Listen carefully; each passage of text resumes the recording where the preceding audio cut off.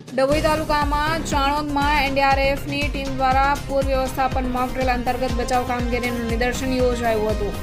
એનડીઆરએફની ટીમોએ તેમની વિશેષજ્ઞતા અને અત્યાધુનિક સાધનોનો ઉપયોગ કરીને બચાવ કામગીરીનું નિદર્શન કર્યું હતું, જ્યારે પોલીસ વિભાગે કાયદો અને વ્યવસ્થા જાળવવામાં અને રાહત પ્રયાસોને સુવિધા આપવામાં મહત્વની ભૂમિકા ભજવી હતી। આરોગ્ય વિભાગની ટીમો તબીબી સહાય પૂરી પાડવા અને કોઈ પણ કટોકટીનો સામનો કરવા માટે સજ્જ હતી।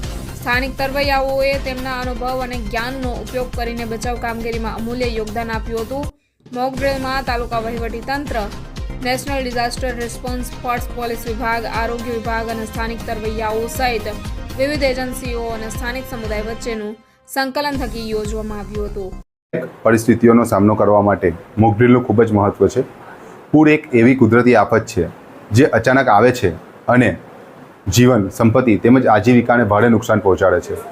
મોક ડ્રીલની પ્રેક્ટિસમાં આપણે વાસ્તવિક આફત જેવું જ વાતાવરણ નિર્માણ કરીએ છીએ અને તેમાંથી કેવી રીતે બચવું, શું કરવું, શું ન કરવું, રેસ્ક્યુની કામગીરી કેવી રીતે કરવી વગેરેની પ્રત્યક્ષ તાલીમ આપવામાં આવે છે। જિલ્લા વહીવટીતંત્ર અને માનનીય જિલ્લા કલેક્ટર સાહેબશ્રીના આદેશ મુજબ આજ રોજ ચાણોદ મલ્હારરાવ ઘાટ ખાતે એનડીઆરએફની પીઆઈ અંકુશ શર્માની ટીમ દ્વારા મોક ડ્રીલનું પ્રત્યક્ષ તાલીમ આપવામાં આવેલ હતી।